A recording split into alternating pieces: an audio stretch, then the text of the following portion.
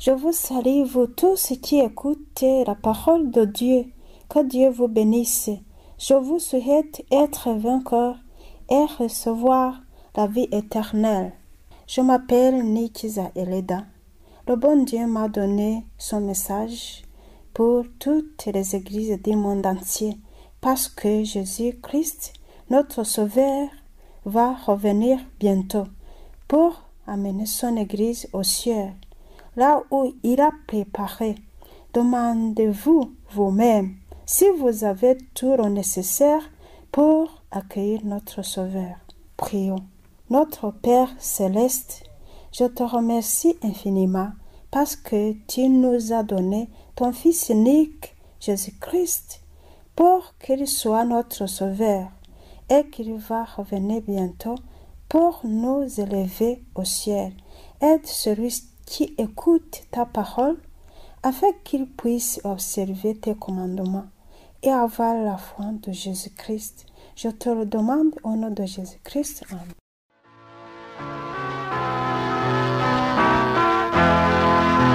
La voix du Seigneur m'appelle, prends ta croix et viens suis-moi.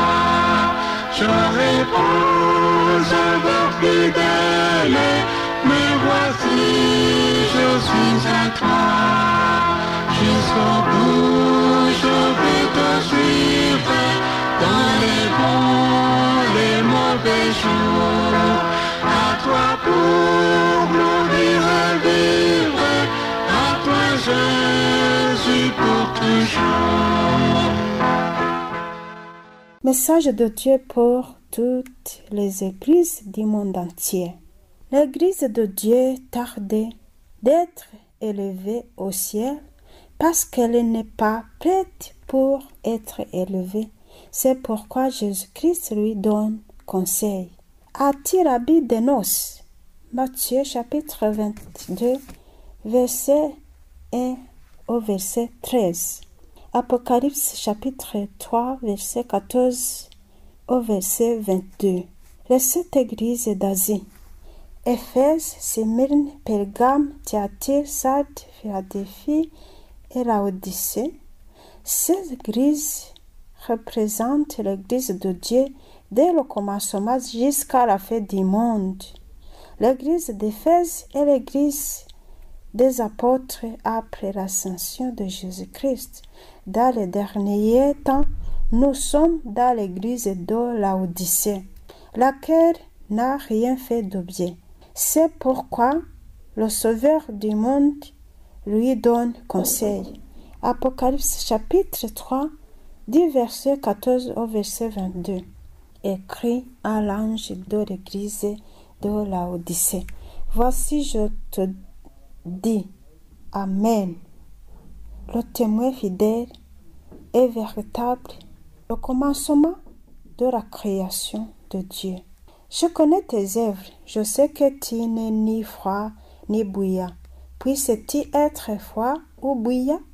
Ainsi, parce que tu es tiède et que tu n'es ni froid ni bouillant, je te vomirai de ma bouche.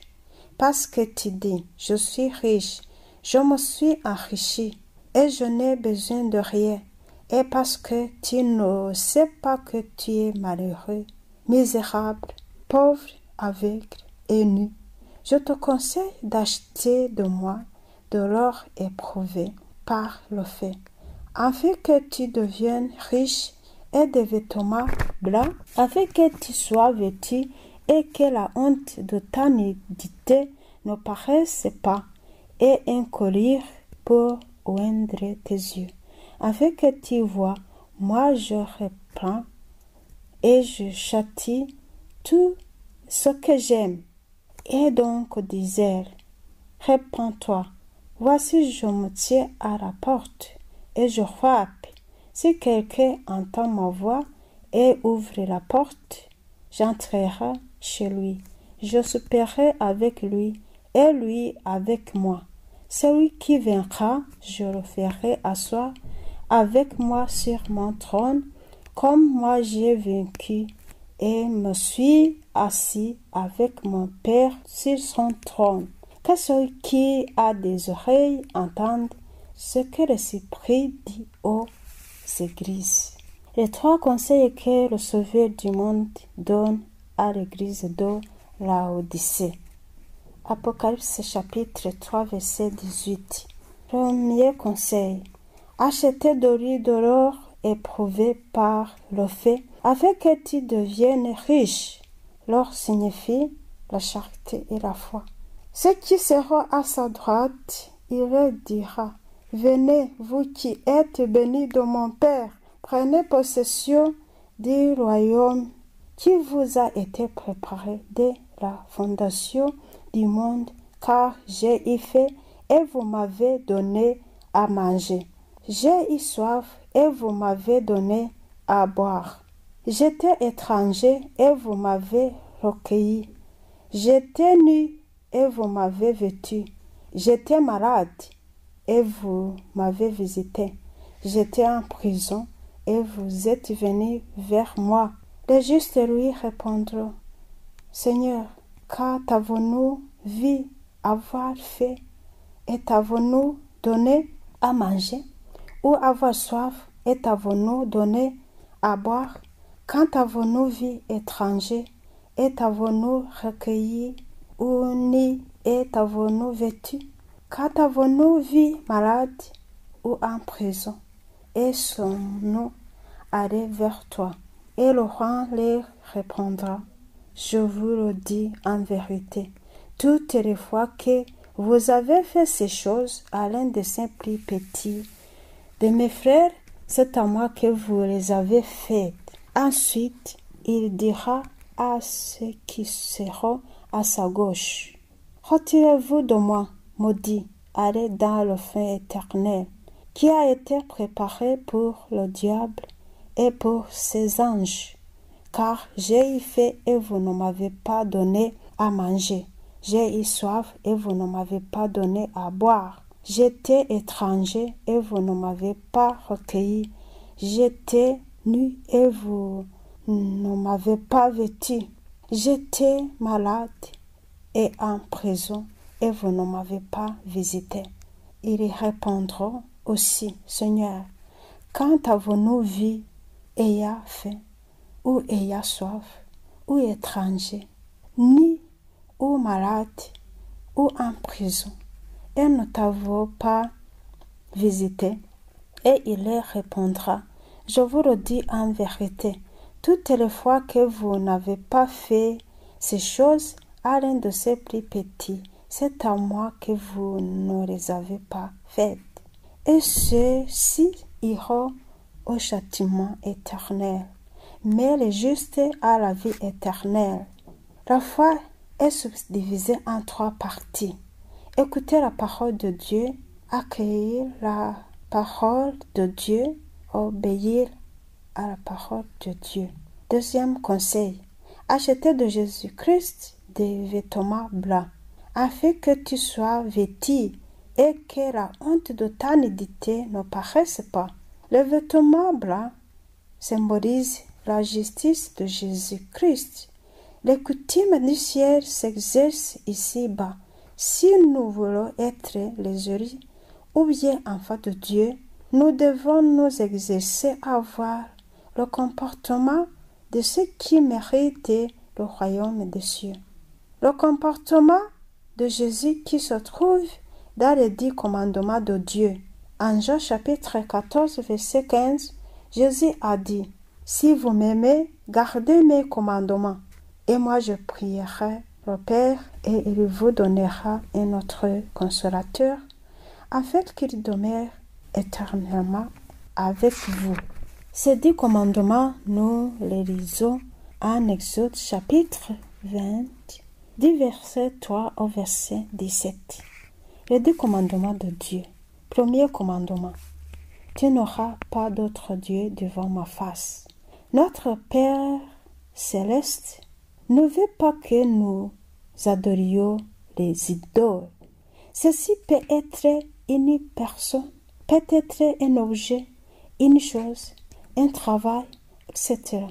Toute chose qui vous empêche de prier est un idole.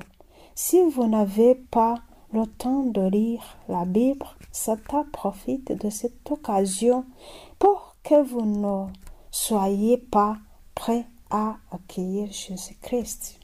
Deuxième commandement. Tu ne te feras point d'image taillée, ni de représentation quelconque des choses qui sont en haut dans les cieux, qui sont en bas sur la terre, et qui sont dans les eaux plus bas que la terre. Tu ne te prosterneras point devant elle, et tu ne les serviras point, car moi, l'Éternel ton Dieu, je suis un Dieu jaloux, qui punit l'iniquité des pères sur les enfants, jusqu'à la 3e et à la 4e génération, de ceux qui me haïssent et qui fait miséricorde, jusqu'à 1000 générations, à ceux qui m'aiment et qui gardent mes commandements. La Bible dit que ces images ont les yeux, mais ne voient pas. Ils ont des pieds, mais ne marchent pas. Ils ont des oreilles, mais n'écoutent pas. Notre Père céleste ne veut pas qu'une personne créée avec l'intelligence se prosterne devant ces images. 3e commandement. Tu ne prendras point le nom de l'Éternel, ton Dieu, en vain, car l'Éternel ne laissera point impuni celui qui prendra son nom en vain. La Bible nous empêche de jurer au nom de Dieu. Matthieu chapitre 25, verset 33 au verset 37. Que votre parole soit oui, oui, non, non, ce qu'on y ajoute vous vient du malin. Si vous êtes fidèle, on le connaît. Apocalypse chapitre 22, verset 15. 4e commandement. Souviens-toi du jour du sabbat pour le sanctifier. Tu travailleras 6 jours et tu feras tout ton ouvrage.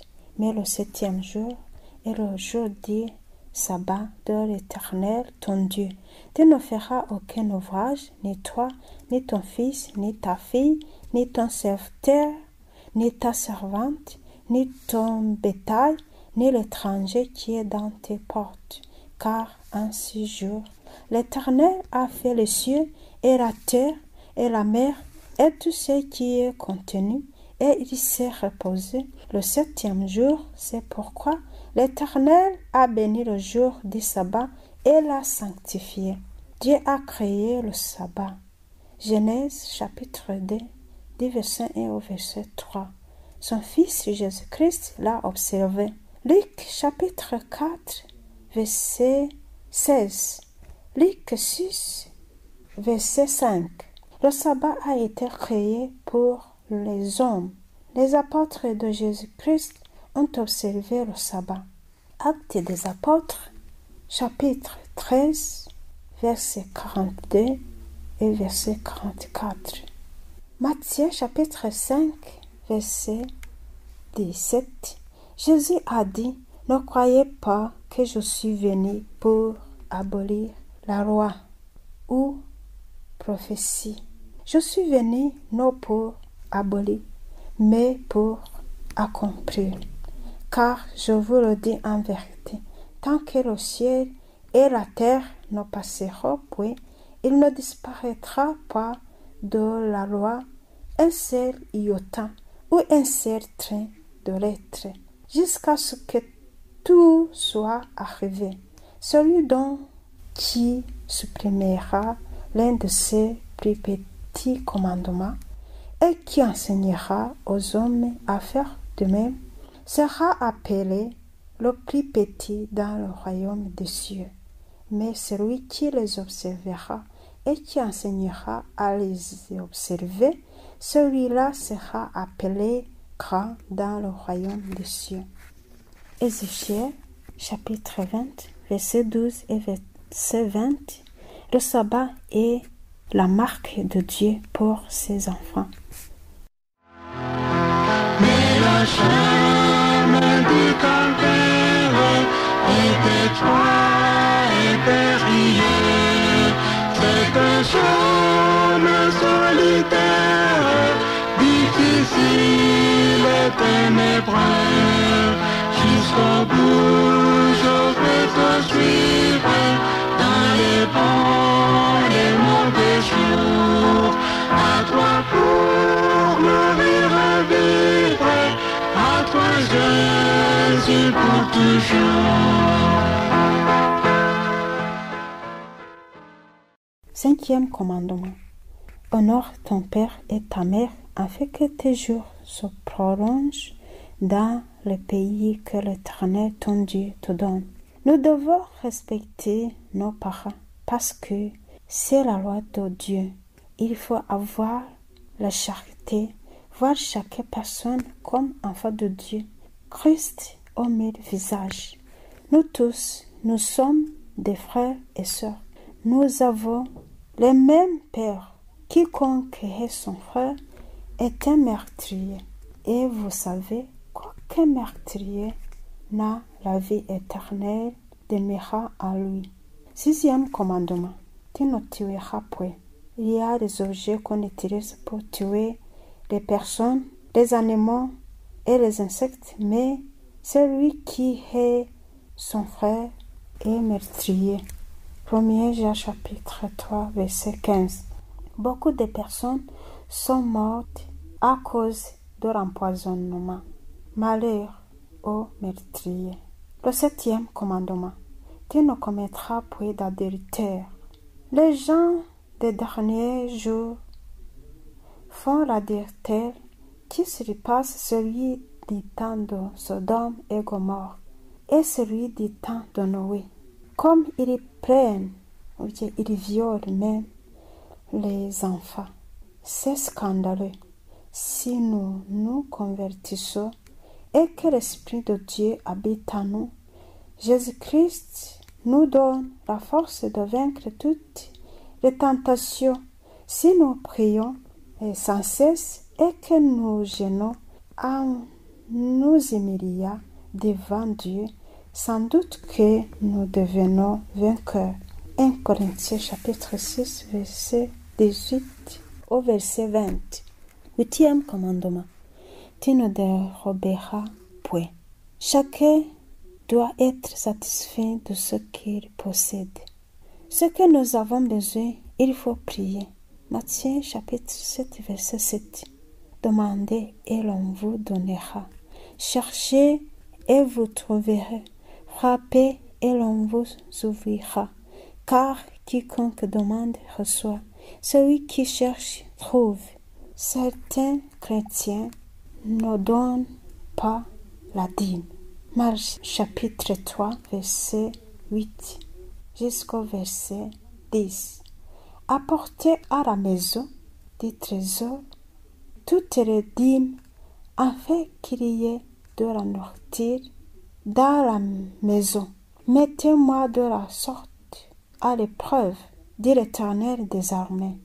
Vous verrez si je n'ouvre pas pour vous les écluses du ciel, si je n'aurai pas sur vous la bénédiction en abondance.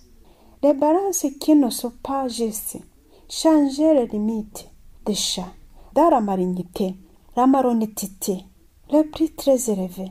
Voilà n'importe quel objet du prochain. Tout cela, c'est à bannir. Matthieu chapitre 6, verset 21. Là où est ton trésor, là aussi sera ton cœur. Neuvième commandement. Tu ne porteras point de faux témoignages contre ton prochain. Celui qui dit les mensonges dans de petites choses peut aussi mentir dans de grandes choses. Il ne faut pas jouer avec le péché. Apocalypse chapitre 22, verset 15. Dehors, les chiens, les enchanteurs, les impudiques, les meurtriers, les idolâtres, et quiconque aime et pratique le mensonge, ce que nous voulons que l'on fasse pour nous, nous devons le faire aussi pour les autres. Dixième commandement. Tu ne convoiteras point la maison de ton prochain, ni et tu ne convoiteras point la femme de ton prochain, ni son serviteur, ni sa servante, ni son bœuf, ni son âne, ni aucune chose qui appartient à ton prochain.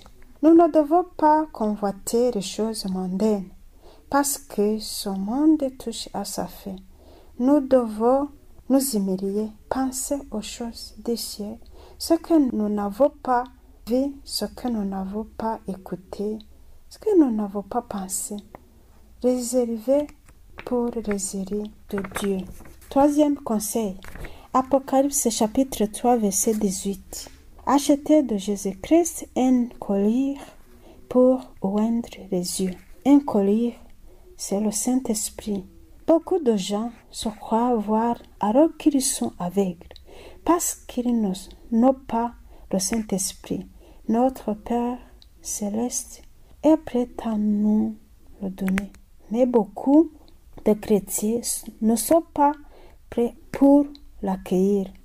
Même un péché peut empêcher Dieu de donner le Saint-Esprit. C'est la raison pour laquelle nous devons nous convertir afin de recevoir cette force qui nous aide à être enfants de Dieu, à naître de nouveau. Nous devons avoir assez de temps pour contempler Dieu. Dis-moi ton ami, je te dis qui tu es. Si nous vivons avec Jésus, nous serons comme lui. Nous devons nous humilier dans le jeûne afin d'avoir la force du Saint-Esprit. Dans les paraboles de 10 vierges, il y a 5 d'entre elles étaient fortes et 5 étaient sages. Celles-ci avaient les lampes de l'huile dans des vases, mais les folles, en prenant les lampes, ne prirent point d'huile. Elles n'avaient pas le Saint-Esprit. Beaucoup de chrétiens dans les églises sont semblables à ces 5 filles qui n'avaient pas de Saint-Esprit. Ils disaient qu'ils se préparent à l'avènement de Jésus, sans se convertir et faire la volonté de Dieu. Le Saint-Esprit est la marque des enfants de Dieu.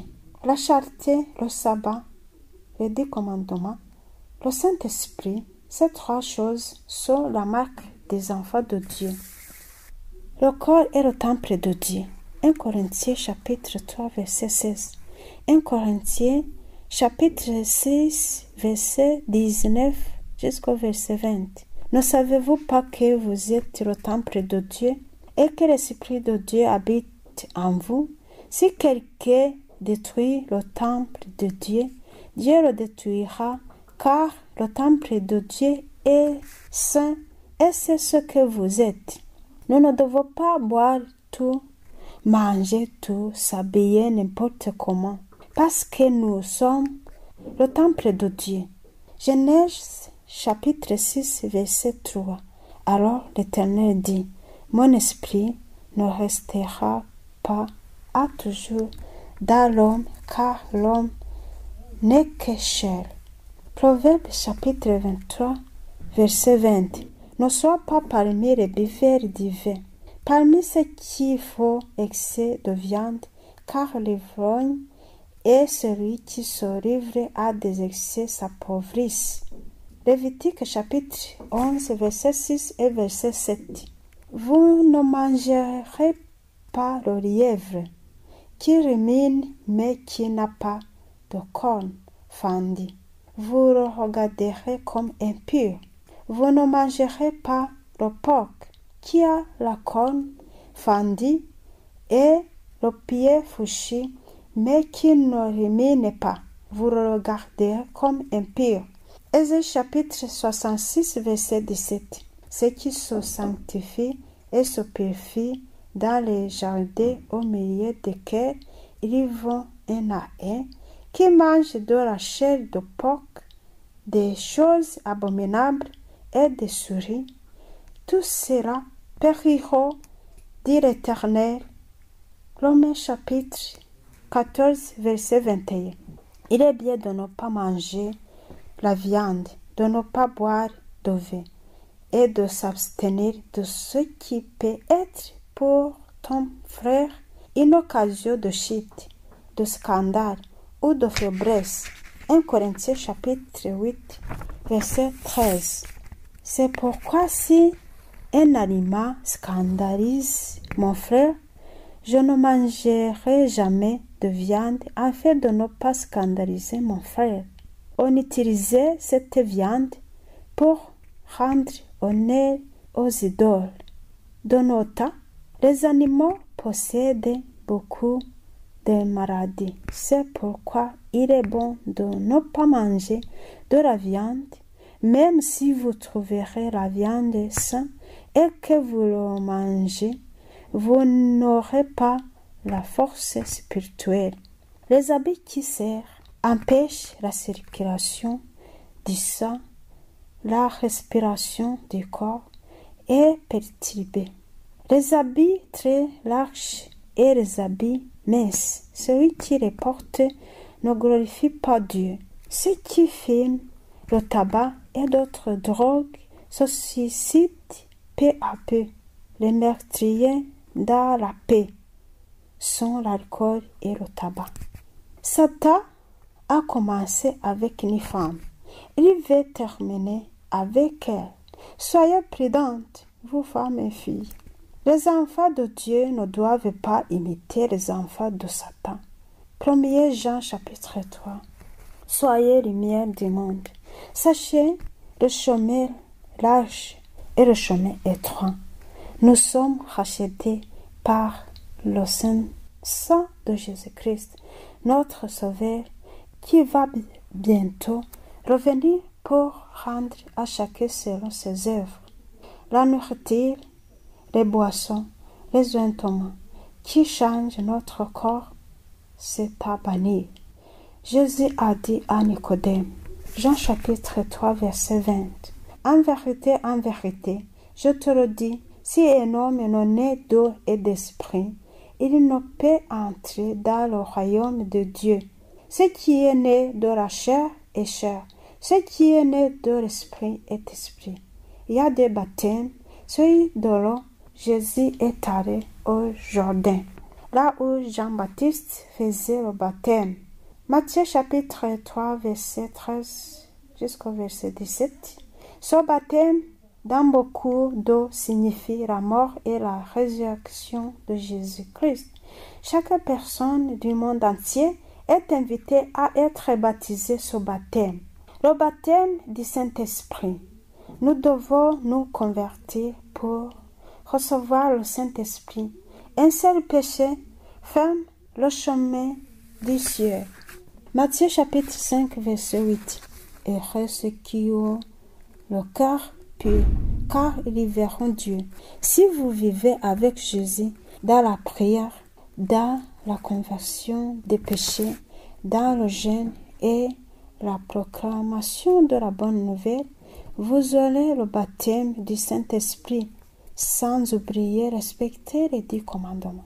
Jésus est prêt à nous purifier, à nous donner tout dont nous avons besoin pour l'accomplissement de son œuvre, puisqu'il a supporté la croix pour être crucifié à cause de nos péchés, pour que nous soyons sauvés. En Proverbe chapitre 23, verset 26, Jésus dit, « Mon fils, donne-moi ton cœur et que tes yeux se plaisent dans mes voies. » Le Sauveur du monde va venir bientôt.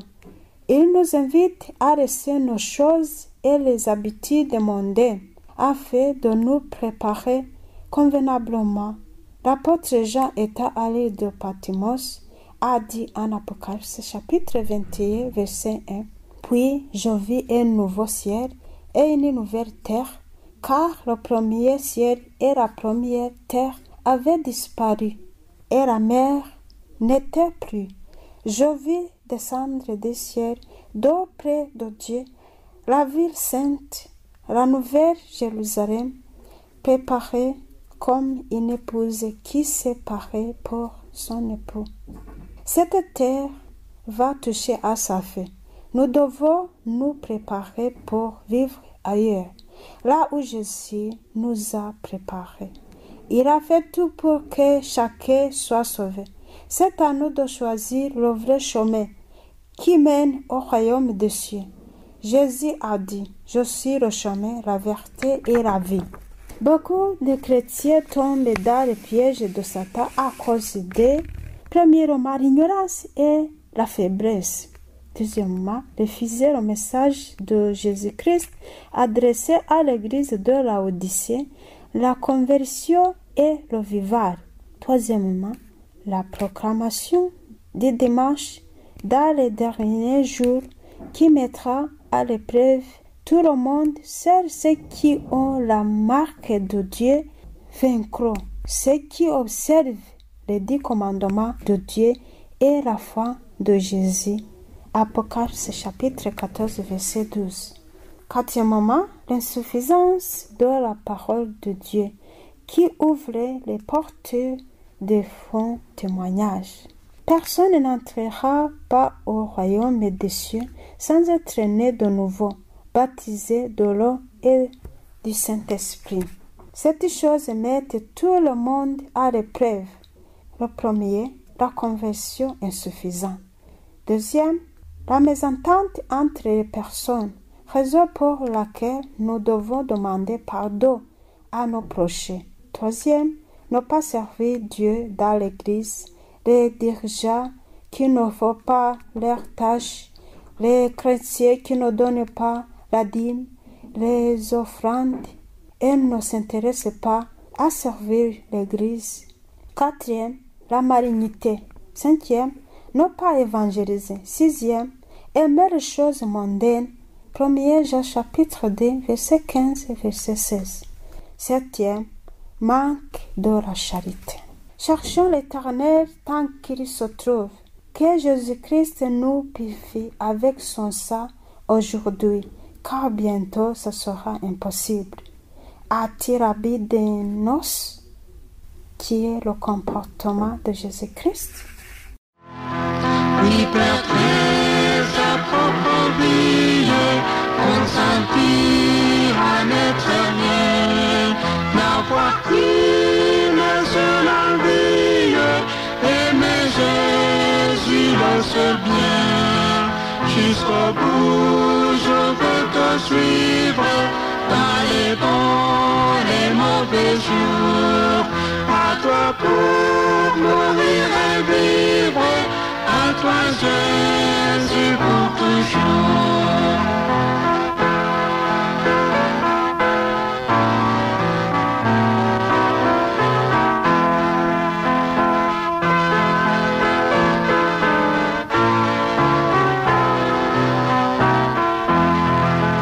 Jésus donne grâce et gloire pour le suivre pas à pas.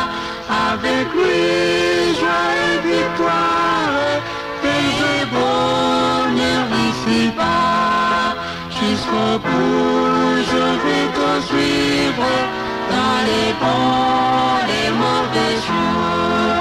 À toi pour mourir et vivre, à toi Jésus pour toujours.